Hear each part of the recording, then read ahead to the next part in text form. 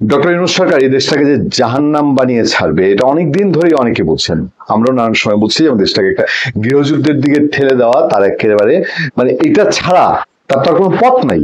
সেখানে আসছেই হলো ব্যবসা বাণিজ্য তার করার জন্য, তার আখের গোছানোর জন্য, এবং আখের 85 বছর বয়সে তিনি আরো 50 বছর, 130-40 বছর বাঁচবেন। সেই জায়গা থেকে তিনি এই দেশটাকে তিনি একেবারেই মানে ব্যবসার ফিল্ড হিসাবে তো অনেক আগেই বেছে নিয়েছেন যে এই দেশের মানুষ গরিব যতদিন থাকবে, যতদিন অসহায় মানুষ থাকবে, ততদিন সুদের ব্যবসা করা যাবে, গ্রামীণ ব্যাংক শোনোই শোনোই গ্রামীণ ব্যাংকের উন্নতি হবে।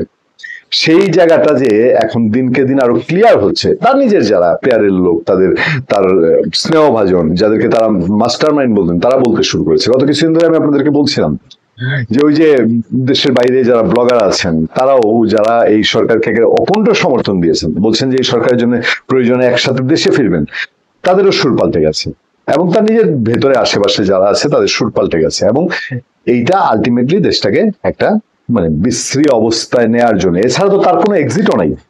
আমেরিকা তার দিক থেকে মুখ ফিরিয়ে নিয়েছে। আমরা একে একে বিভিন্ন কন্টেন্টে আপনাদের সঙ্গে আলোচনা করবো। আমেরিকা তাকে বসিয়েছিল, আমেরিকার স্বার্থ হাসিল, আমেরিকা মুখ ফিরিয়ে নিবে। এবং আমরা বলেছি যে আমেরিকা, শুধু আমাদের কথা না, শোয়েব চৌধুরী আপনাদেরকে বলেছেন, ব্লিজের সম্পাদক, যে আমেরিকা যাকে তুলে কোনো একটা কাজে, কোনো একটা প্রজেক্টে, এই পৃথিবীতে সবচেয়ে বেশি উদাহরণ হলো তাকে সেইভাবেই নামায়।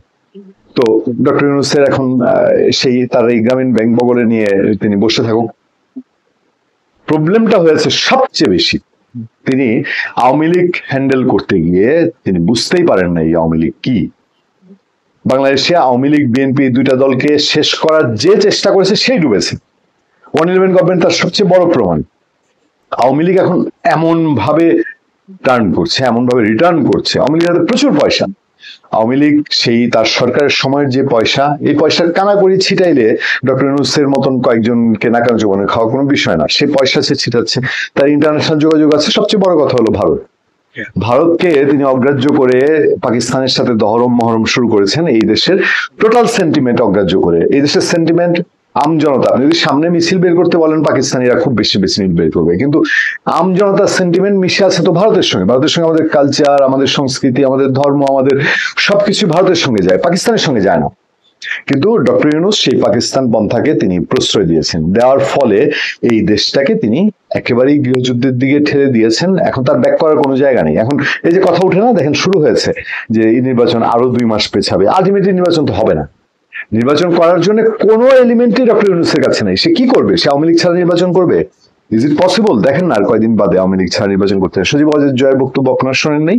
সজীব ওয়াজেদ জয়ের কথায় তো ক্লিয়ার বোঝা যাচ্ছে যে ডক্টর ইউনূস পারলে করুক আওয়ামী লীগ ছাড়া নির্বাচন। এই নির্বাচনে তারও এক্সিট হবে না, বিএনপি ওটা এনজয় করবে না।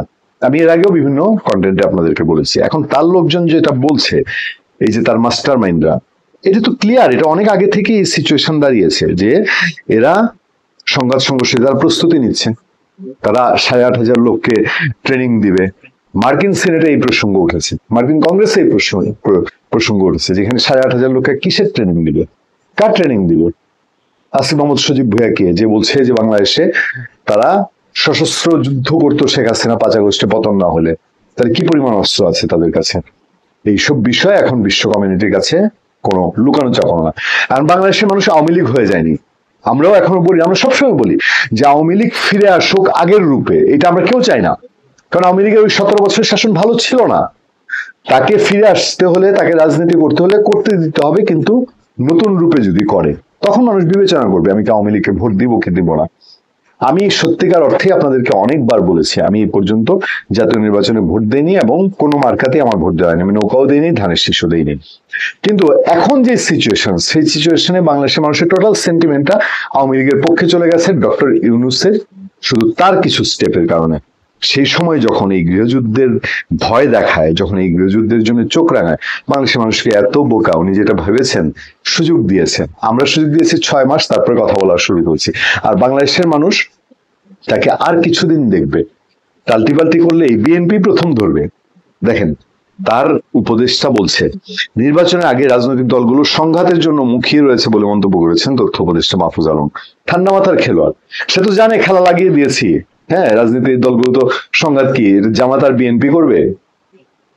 তার কাছে নিশ্চয়ই ইনফরমেশন আছে। প্রধান উপদেষ্টার অবস্থানের কারণে এখন পর্যন্ত তারা সংঘাতে জড়াচ্ছে না বলেও মনে করেন তিনি। হ্যাঁ, খেল লাগায় দেয় প্রধান উপদেষ্টা ঘরে বসে। তার মানে ওই যে বলি না যে জামাত এবং এনসিপি আর এই উপদেষ্টারা এবং আপনার ডক্টর ইউনূস একই রসুনের কোয়া।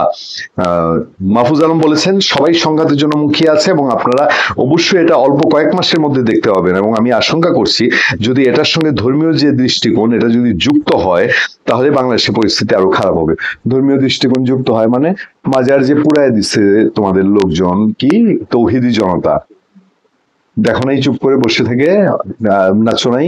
তৌহিদি জনতার নামে বাংলাদেশে কম কাণ্ড কারখানা হচ্ছে। ঢাকা ইউনিভার্সিটির মেয়েরে টিস করে, তারপরে সেই লোকরে আবার জেল থেকে ছুটে আয় না, ফুলের মালা দেয়, গোড়াল পাগলার মরদেহ তুইলা পুরায় দেয়। চুপ করে দেখো নাই? তারা তো দেখেছে, তারা তো এইগুলো সেই লাগায় দেয়। এই যে ইস্কনের বিরুদ্ধে এখন মিছিল করে, তারা জানে না, ইন্টেলিজেন্স কাছে খবর নাই কারা করতেছে, কি উদ্দেশ্যে করতেছে, তো তারাই লাগাই দেয়, তারাই আবার খেলা করে যে ধর্মীয় যদি যোগ হয়। তো চাচ্ছে তো একটা রায়ট হোক, একটা ধর্মীয় দাঙ্গা হোক, তাহলে তাদের জন্য সুবিধা। আরো কয়েকদিন বলতে পারবে যে এবার আমরা আর কিছুদিন থাকি, এখন তো নির্বাচনের পরিবেশ নাই। সে শনিবার এই মাহফুজ আলম ঢাকায় একটা প্রোগ্রামে মাজার সংস্কৃতি, সহিংসতা, সংকট ও ভবিষ্যৎ ভাবনা, মাজার সংস্কৃতি, সহিংসতা, সংকট ও ভবিষ্যৎ ভাবনা। আচ্ছা, আমাকে একটা কথা বলেন তো, আমি জানার জন্য আপনাদেরকে জিজ্ঞেস করছি যে ওই যে একটা সংগঠন আছে না, ইসলামী সংগঠন, যেটা বাংলাদেশে নিষিদ্ধ, হিজবুত তাহির। হিজবুত তাহির কোন পন্থা? হিজবুত তাহির কি মাজার পন্থা নাকি মাজার বিরোধী? এই প্রশ্নটা আমাকে একটু উত্তর দিবেন আপনারা, কমেন্টে লিখবেন, সাবস্ক্রাইব করবেন আমাদের চ্যানেল, আমাদের পূর্ণিয়ার খোঁজ, পূর্ণিয়ার ভিউ ইউটিউব চ্যানেল এবং ফেসবুক সাবস্ক্রাইব করবেন। পূর্ণিয়ার খোঁজে আপাতত আমরা কাজ করছি না, আমরা আমাদের কন্ট্রোলে আসছি, আমরা নিশ্চয়ই কাজ করব। মাহফুজ বলেন আওয়ামী লীগ দরবারগুলোর সঙ্গে সংযোগ তৈরি করার চেষ্টা করছে বলে তিনি শুনতে পেয়েছেন। আওয়ামী লীগ দরবারগুলোর সঙ্গে সংযোগ তৈরির চেষ্টা করছে বলে তিনি শুনতে পেয়েছেন। দরবারগুলোকে আপনারা যা করেছেন, বিপদে তারা আওয়ামী লীগ খুঁজবে না তো আপনাকে খুঁজবে? প্রতিটা মাজার ভেঙে বাংলাদেশে কয়শো মাজার তছনছ করেছে, ভেঙে চুরের শেষ। তো তারা এই আক্রান্ত মানুষ, আওয়ামী লীগ আক্রান্ত গোষ্ঠী, তো তারা তো আওয়ামী লীগকেই খুঁজবে, তারা তো মাহফুজ আলমকে খুঁজবে না, তারা এনসিপি খুঁজবে না। দরবারগুলোকে একটা বোঝানোর চেষ্টা যে অধ্যাপক ইউনূসের সরকার এসে মাজার ভেঙে দিচ্ছে, মসজিদ থেকে বের করে দিচ্ছে, অর্ধেক শুদ্ধ অর্ধেক মিথ্যা, মসজিদ থেকে বের করে দিচ্ছে না, মসজিদে আরো ঢুকায় দিচ্ছে। জামাতে ইসলামী তার ক্যাম্পিং করে মসজিদে, রাজনীতির চর্চা কেন্দ্র মসজিদ করছে। আর ডক্টর ইউনূস এসে মাজার ভেঙে দিচ্ছে, এটা তো বাংলাদেশের কাককে যদি জিজ্ঞেস করেন, কাকও কাকা করে বলবে যে হ্যাঁ ইউনূস সাহেব মাজার ভাঙাইছে। আচ্ছা, তিনি বলেন এই কোয়েশ্চেনটা অন্তর্বর্তীকালীন সরকারের ইস্যু নয়, এটা 50 বছর ধরে চলছে। তখন সরকার পরিবর্তন হয়, মসজিদ কমিটি বদলে যায়, ইসলামী ফাউন্ডেশনের গভর্নিং বডি বদল হয়, তো মাজার ভেঙা ফেলে মাজারে বরঞ্চ মাজার কমিটি দখল করে। আওয়ামী লীগের লোকজন, আওয়ামী লীগ ক্ষমতা আসলে মাজার কমিটিতে যায়, কারণ ওখানে মাল সামালা আছে, পয়সা আছে, বিএনপির লোকজন যায়, কিন্তু মাজারটা তো ভেঙা ফেলে না।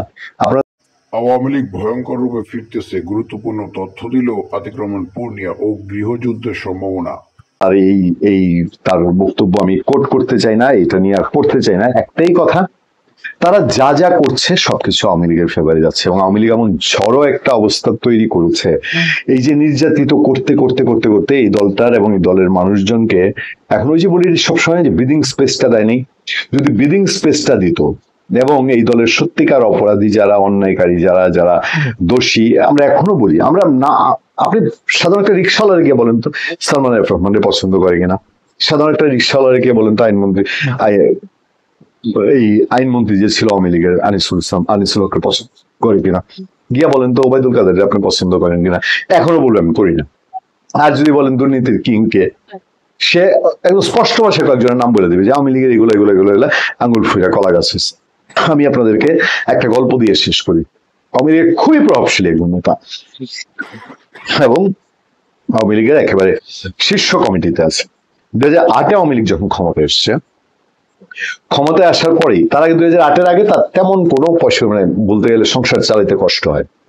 2008-এর পরে তার ফ্যামিলি কানাডাতে বাড়ি ঘর সবকিছু করে 2008-এ, তারপরে 24 পর্যন্ত সে খুব পাওয়ারফুল।